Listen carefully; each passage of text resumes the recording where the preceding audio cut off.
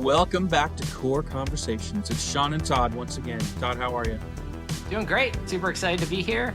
Get to talk about one of my favorite subjects, data, automotive, AI, the list goes on. So it's been really fun seeing all the content that you're posting out there.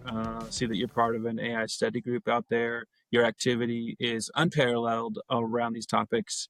And I love having these conversations and helping you make more of this content because I think it matters and I think people are listening to it. Today, just for the audience listening and or watching, we're going to talk about this AI layer a little bit more and how most dealers are missing it and they're going to miss it. And maybe some things that you might want to think about to kind of mitigate that. And the first area that I want to start, Todd, is around why dealerships are drowning in all of this data and yet still starving for intelligence. So, to the dealers that listen to this, do you ever try to drive a car with 4 steering wheels and no windshield? That's what it feels like when you're running a dealership with today's common tech stack. So, Todd, would you speak to really kind of the real problem that nobody really wants to talk about? Maybe they're not even capable of talking about? well, it all starts with quality data and organizing the data in a way that you could leverage it as efficiently as possible. So to me, it's creating a dealer data flywheel, right? So data quality is at the top of that. So getting data out of all your disparate systems, and then what we call identity resolution or hygiene, right? Going through that process. You might want to add enhancement using external data at this point as well, because that fills holes in most dealerships' data, because most dealerships' data is transactional in nature. It's a car sale, it's a vehicle acquisition, it's a service experience. And unfortunately, those snapshots deteriorate through time.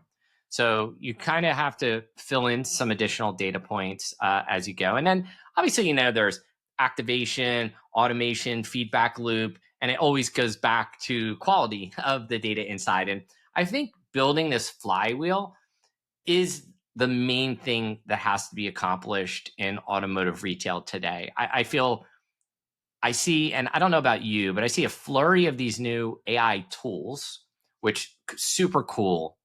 But if they're accessing bad data, they're going to create a bad conversation. A bad conversation is going to lead to a bad customer experience, and a bad customer experience most likely leads the customer down the road to another dealership. So I think we have to be very cautious and focus on data first before we do anything. I think it's, the CDP buzzword, or maybe it's even a buzzword trap. You've talked about this extensively. I don't think you've even come close to exhausting. Really, you kind of have a counter perspective to what you mostly hear in the industry. And our industry is so known for taking kind of, well, what's the latest and greatest, what's the hot trend, and we just beat it to death. The years of big data, even back when SEO and SEM, nobody knew the difference. It's like just one letter difference. Yeah, they're kind of different. One costs a lot and the other one's like maybe not. Right. When you think about CDPs, like, why is it confusing everyone? Like, do you have some thoughts on that? Yeah, because it does a lot of things that dealers think their current systems do. Sending emails out of the CRM. Well, you're sending emails now out of yet another siloed database.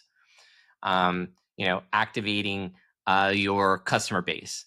You've been doing that with equity mining for years. So what's the difference? And it's interesting that I feel our industry took a path, as you highlighted, like what's the quick solution, instead of being super thoughtful in what our industry actually needed. And the only way you get to that understanding is you have to peel back the onion layer by layer by layer.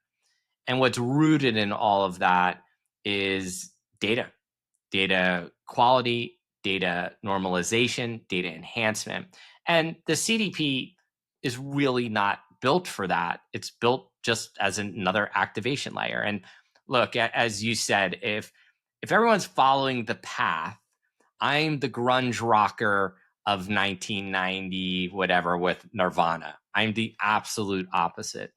And it's only because I feel I've spent enough time now realizing we're not fixing the problem. We're just creating another bucket to deal with long term. And I think if we want to win the game of AI, we want to win the game of business, we have to think differently and to think more from a first principles point of view. I think you're so right. I know you are so right about how our industry is always wanting to find the shortcuts. You know, what's the 0 to 60 and how fast can we go? And one of my favorite B2B marketers for the last year or so has been saying, you know, slow is fast. It's kind of been one of his new mantras. And most people don't want to even consider why that's important, but there's always a place for speed, how quickly you can be out there in the market, maybe before other people. There's certainly lots of considerations for this, but I do think that a lot of dealers are always wanting the quick win. They want to get to, well, I'm an expert, or we're already proficient in these areas that probably require a little bit more thoughtfulness. And AI seems to be one of those, to me. Love to know your thoughts. That it's not that you have to go super fast. You have to be in it. You say it all the time. It's like your horse should already have been out of the gate running like laps, like you need to be in it.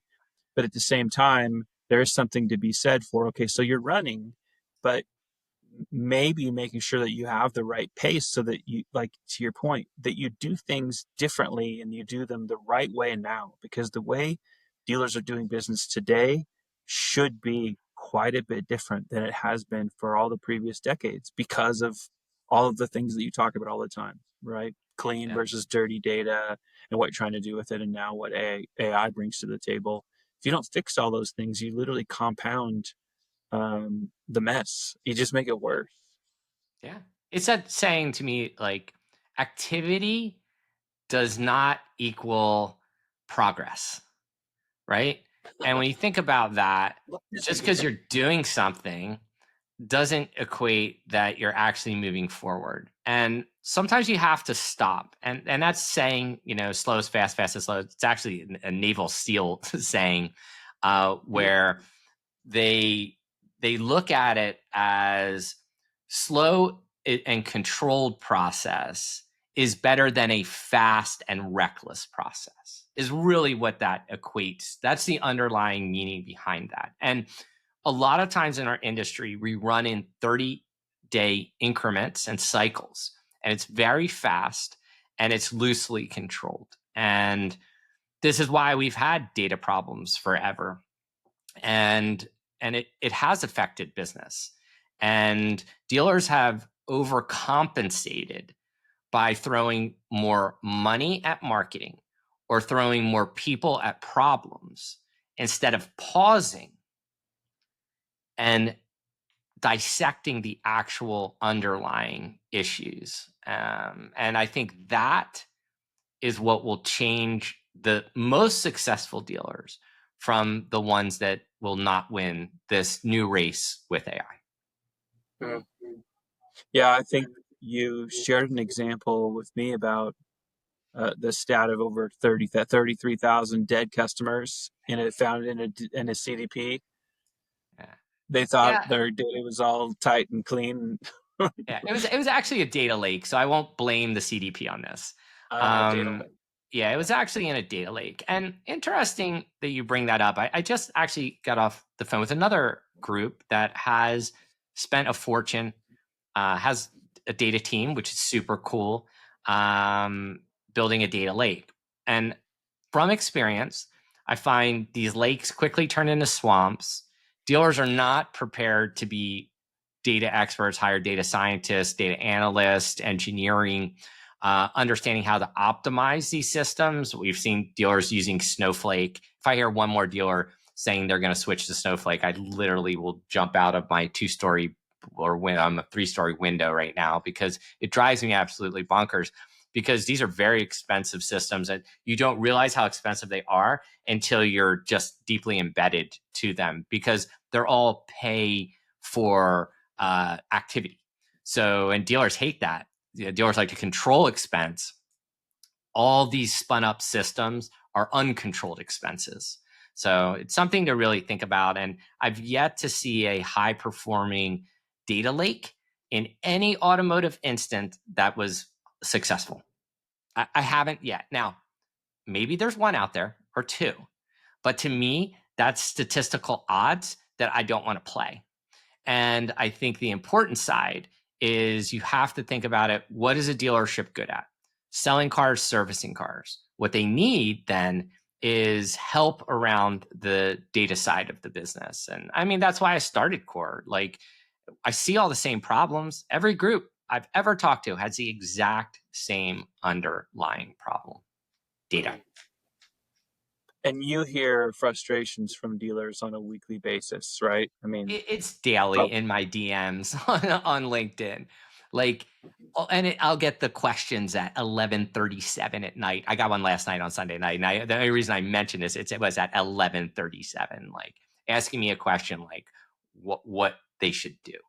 Like, high levels of frustration. Like, what are all these AI tools? What should I be thinking about? What are the future blind spots? And they're really good questions. And these are the questions I'm trying to surface when I write content on LinkedIn, because I want to surface things that are going to have impact. And the dealers go, wow, that's me. I have that issue right now.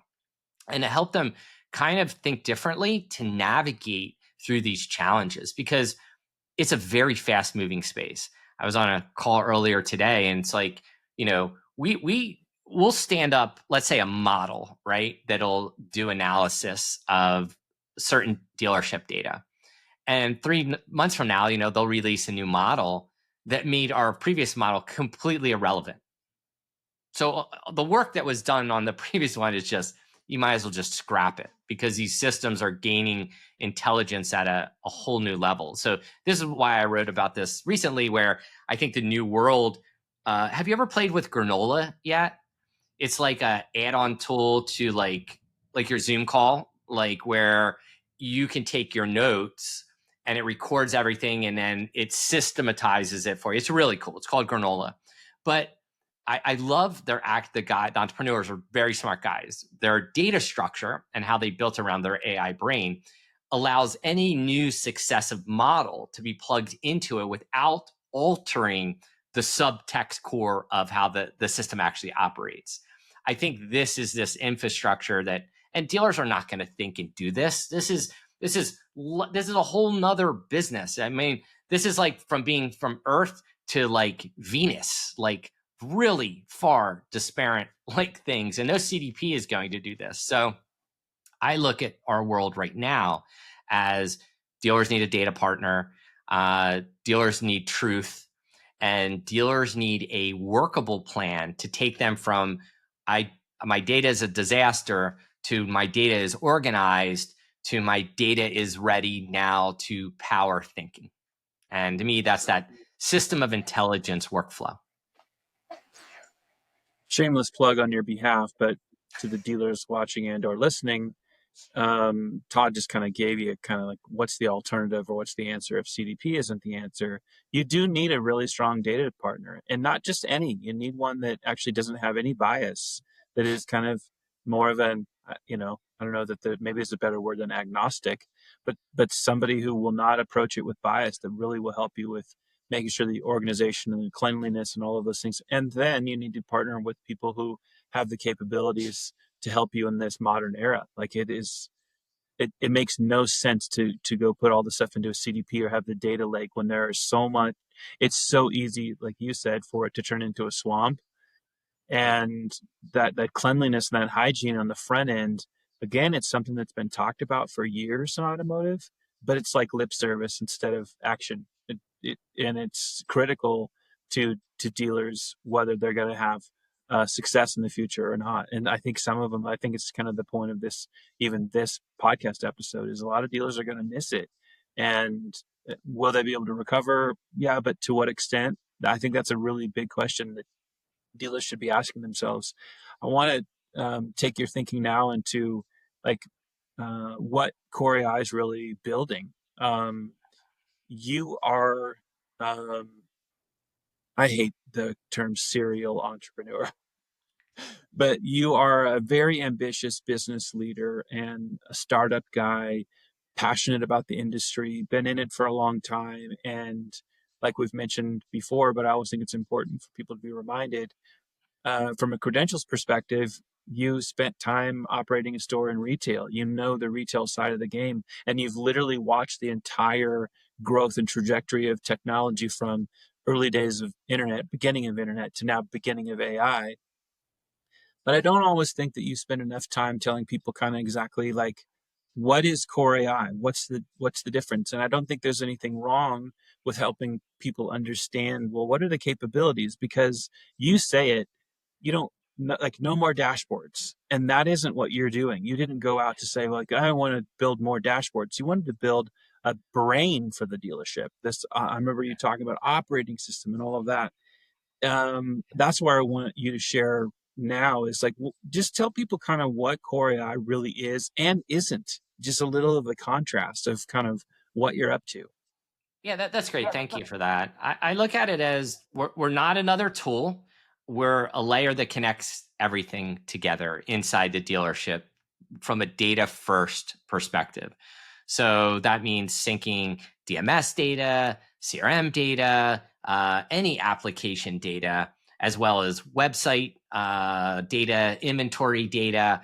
We want to bring in all of the dealership's operational data and organize it in a way that it's not only the brain of the dealership, but it's a brain you can interact with, ask questions of, get insights. And listen, I am that guy who will say, I don't want another dashboard. I don't want another Excel report with pivot tables. I don't want any of that. I really want you to, the dealers I talk to, I think have, if they have verbalized it, it's that I want to see what's happening next, not what has already happened in my business. And it's funny, you think about that, how many vendors come in at the end of the month and say, hey, this is what we did this month. And if you would have made these changes, you could have sold more.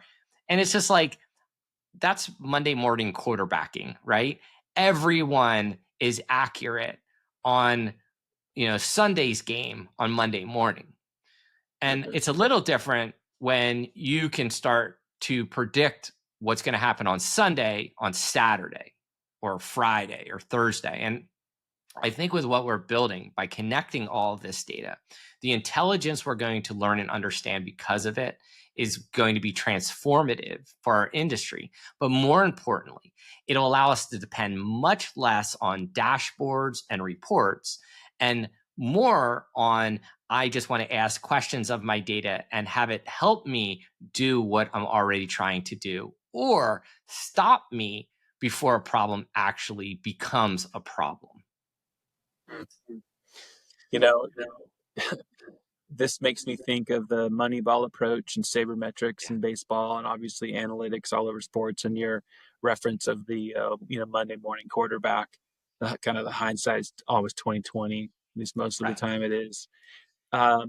It's interesting because your this business, this company, it is a little bit like having sabermetrics. It is a little bit about having like the ability to find all the places that the whole purpose of Moneyball was to come up with the formula for winning baseball games. Like, is it home runs? No, it's not. And as you were On sharing on base that answer, I think, percentages. yeah, right. It's like, oh boy, do we have any base runners? So how painful is it when you just strand a bunch of base runners on it? For people that don't know baseball, they're like, whatever. But the point being is, any game, in this case, any business, there's always a data component that if you understand it better, if it's clean, if it's telling the truth, that's part of it. Like you talk about the hygiene all the time. Sometimes it's just, is this truthful data, right? Um, if it doesn't, the deception that could befall just your common dealer, single point, maybe a small Right. group, a large group, doesn't matter. It doesn't matter. From a single point to a massively publicly traded group, you get all this stuff wrong or you don't get it right going forward and it's catastrophic. You won't win those games. You'll lose a lot of them. Yep. It's like, you know what? I look at it as we're just at this very interesting time where we can really actually leverage this data to do very unique things where even a year ago we couldn't, or 2 years ago absolutely couldn't, or before, kind of LLMs became an actual thing in like 22, really was late 22, almost 23. But one of the things, and it's interesting, and look, I have lots of great conversations with great dealers all the time. I honestly got off the phone with Andrew Wright, great dealer operator, multi-store operator, has his own data lake, but it was very interesting, like the questions and things he was trying to solve, like help me when a dealer calls for a dealer trade and my manager picks up the call and my manager, let's say he wants whatever, a Honda Accord white with tan interior. And he says, what do you want back? And my used car manager's like, I don't know. Let me look down the board. I have no idea. And they just gut guess because they have no idea, like, well, what's demand? What should I be getting back? If I'm trading this car, am I actually losing a potential future sale within the next week or two? And I was like, that's such a fascinating question. I was like, yes, data can solve that. And we already have some of that data. I feel like there's probably some other data we can connect to it and really refine it. But I think like these are those stories that dealers, there's no report that's going to tell you that. There's no dashboard that's going to give you that insight. But if we could go back and say, look, whatever your dealer trading for right now, get these 5 cars back, these 5 types of cars right now, because we see demand inbound based on VDP views, based on leads, based on marketplace activity, based on available inventory in the marketplace. This is where we need to focus down. And the great thing about these LLMs, they crunch huge amounts of data so quickly to find the patterns in the fog. And to me, this is where our business, again, just transforms into something we've never seen. We've never behaved this way. And as you said, I think the dealers who get this, they're not going to win. They're going to dominate. And I don't know if everyone survives this. If dealers are unwilling to invest in their data and unwilling to change to become this progressive new tool, I don't know if you'll be able to compete. Like, think of it this way, Sean. If NADA says the average dealer spends $704 per vehicle retail, let's say that's bunkus. Let's say the average dealer right now is spending $320. What happens if I can sell cars at $20 per vehicle retail? Mm-hmm. How do you compete with that? You can't. Yeah. And this is finding the world of efficiency, because the efficiency gain is so dramatic, you can't overcome that. Because we all have constraints, right? We have operational constraints. We can only sell cars for so much, right? And we try to maintain profit, but it's dictated to marketplace demand and what's there. So we have limits on how great of a trade we'll get. We have limits on the profit per vehicle retailed. We have limits for what we can make in service without moving a customer into the shade tree mechanic. So we have constraint limits there. So where's the efficiency going to come from? It's going to come from your data, the intelligence, and you operating at a level far beyond your next door competitor. That is such an important point. To me, especially in light of this is a franchise business model. And so the OEMs, in this case of the auto industry, are always looking for efficiency. Always. They have app planners. They have co-op plans. Many of them are in managed programs so that your website and your digital marketing looks like the brand. It represents well. It follows the guidelines. But AI brings on a whole new level of hyper efficiencies and abilities that have never existed ever before. It's not like, well, we've kind of had these things around and nobody's ever really gotten good at it, but the capabilities have been sitting around for 20 years. No. And I think that's a really, really important, the weight of that answer, and especially in consideration of how that's what your OEM is always looking to do is more efficiency. So if they end up finding, like, imagine all the dealers when they get concerned about, like, well, how's the dealer model going to change, and are these just going to be these distribution centers, and all of the things that get you a little bit concerned, and they should. They're all good things to be talking about. AI is going to continue to make this very difficult for the dealers that wait. And I think you're right. I don't know that all of them can survive, because Yeah. in any case, if there's an OEM that is already um, over franchised. Like, there are some dealers that would say, there's too many in my area. Like, I won't name names. We'll just say that Yeah, there are some that already feel that way. And absolutely. what's And going think to of happen it when you like, find think of this tech is now coming on an exponential curve. It's not a linear process of improvement. It's gaining leaps and bounds daily. And when you start thinking about that compounding effect and how that's going to affect our business, and the OEMs, look, this to me is such a pivotal moment for auto dealers around the data story, because I'm going to put us back in time. In 1998, we really saw the birth of third party lead systems. It wasn't until about 2000 where they took off, right? The Auto Traders, Cars.com, or Cars Direct, like all these systems, TrueCar, etc., came on later. Car Gurus came on later. All the same basic flywheel. What these guys did was sucked all the traffic away from the dealer, right? And then monetize that traffic for the dealer. And the dealer never has gained a footing or control.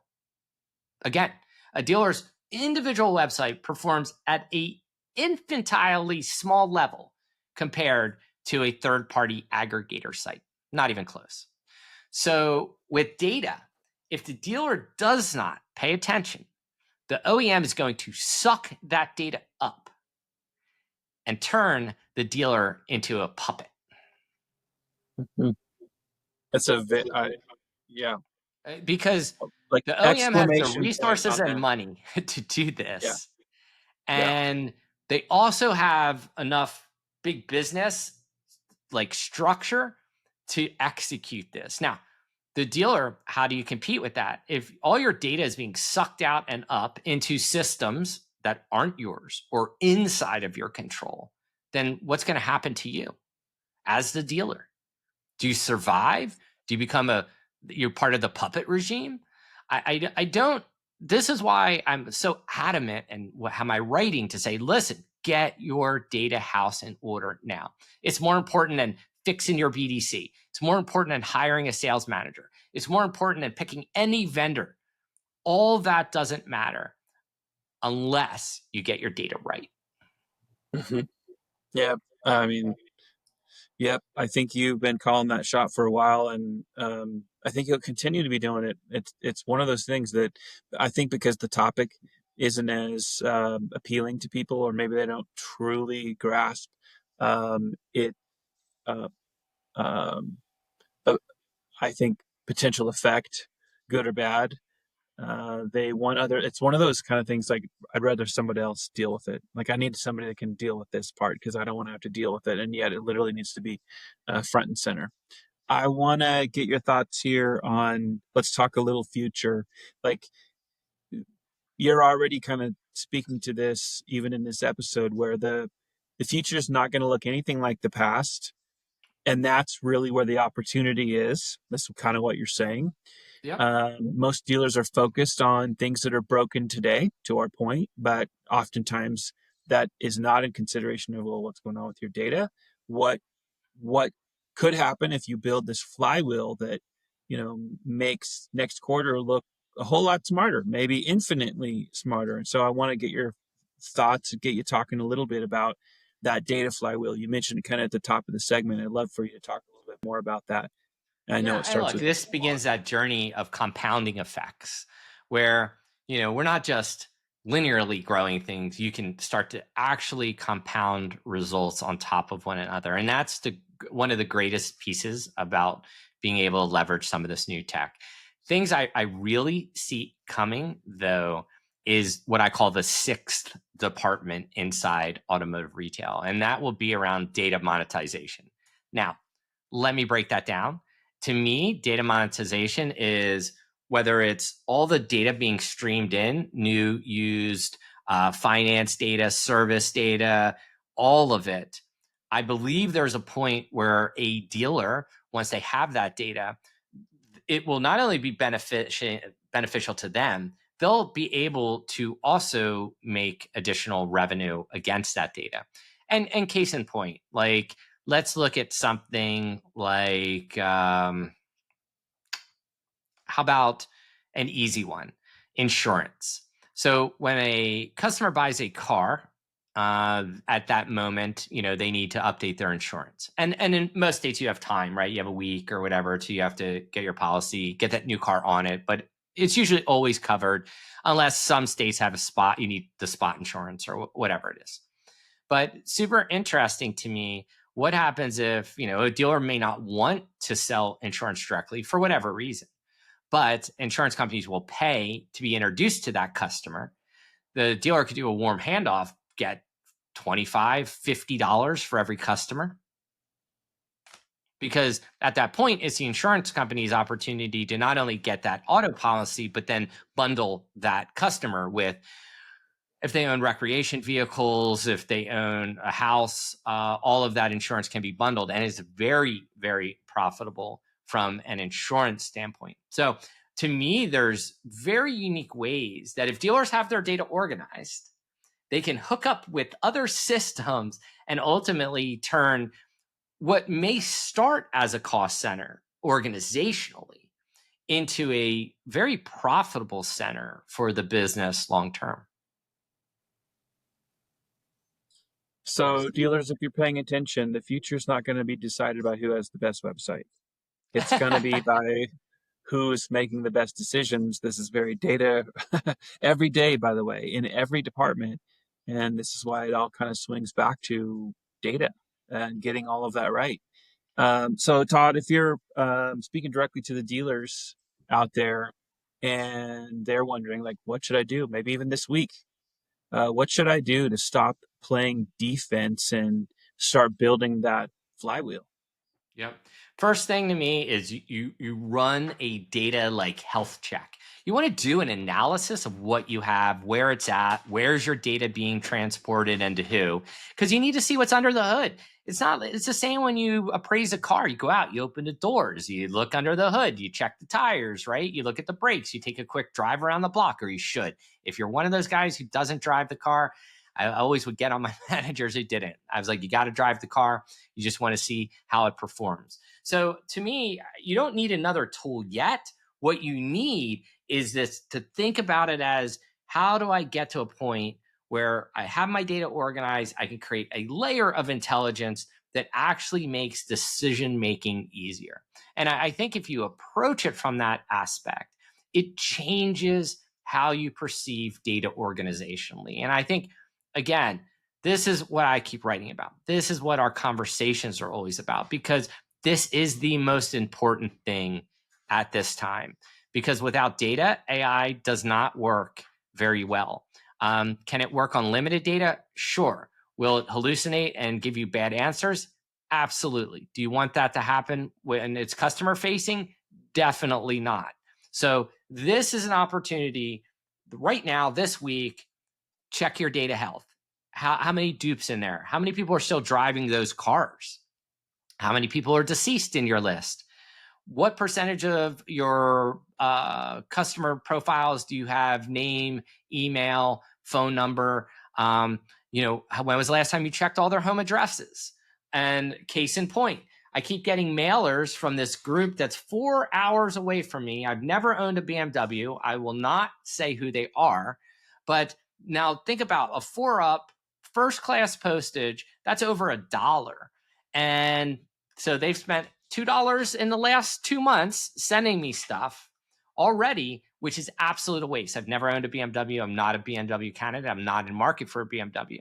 So to me, this is just bad targeting that always started with bad data. So do your health check first, get your vitals, and then that's your baseline. And then you work from there. They're easily moving that $720 cost per vehicle sold up by doing things like that and being blind. You got blinders on in a lot of ways. And I think that all that you share really kind of, speaking of the blinders analogy, I think that there's a lot of things that you're talking about that kind of remove some of them that have been put on. And sometimes that's intentional by old vendors because there's a control of customer. And that requires trust and relationship. And you're talking about all these things in such a wide open fashion that matters. Trust, data cleanliness. So for the audience, when you're paying attention to this, when Todd's talking about this dealer data flywheel and how data quality is really the beginning, and this identity resolution piece and activation and automation and feedback, and then back to quality, that it just keeps going. It makes almost too much sense, but you have to take time to prioritize it. And now is the time. And I say this from my side of these conversations, Todd, is I think there are a lot of people, unfortunately, in the retail side of our industry that have followed different voices, whether those voices intentionally kind of mislead people because they want the recognition or whatever it may be. We've had decades and decades of different people who have come along, and they are really, really good at getting on message and staying on message. And it teaches dealers, sometimes a lot of them, to accept and believe something that they never stop to understand really the detail of something and the nuance of something to realize whether it was something that they should even pay attention to. And so I've said this for years, technology's created these avalanches and lasagna of different layers, oftentimes duplicate, triplicate, they don't know it, causes these big data messes. Oh, but we've got a data lake, we've got a CDP. And it's like, yeah, you have a clown show. And it's going to hurt you if you don't actually go back and prioritize what's important. So for all of you dealers that listen and or watch this content, this is a really important concept of this flywheel. And hopefully you'll kind of think about that, think it through. And like I say, as we close out all these episodes, if you're not following Todd Smith on LinkedIn, you need to go do that. You need to follow him immediately. He puts out more content on these topics than anybody else, just freely and abundantly. Some of it's humorous, some of it's right down to, hey, here's my founder journey, literally telling you. He just had a recent post where he was talking about my 0 to 1. If you're a startup person, if you're in business, you know what 0 to 1 means. You know what 1 to 10 means. And Todd's done that multiple times, but this time around, it's even with so much more clarity. That's why I say, and trust me, I care about my LinkedIn time. Follow great people that are putting good content out. Follow Todd Smith. Of course, follow QoreAI out there as well, but you don't want to miss all the stuff that Todd is posting. We will, of course, be back before you know it with another episode of Qore Conversations, but thanks for enjoying the ride with us on this time. Thanks, Todd. Thank you.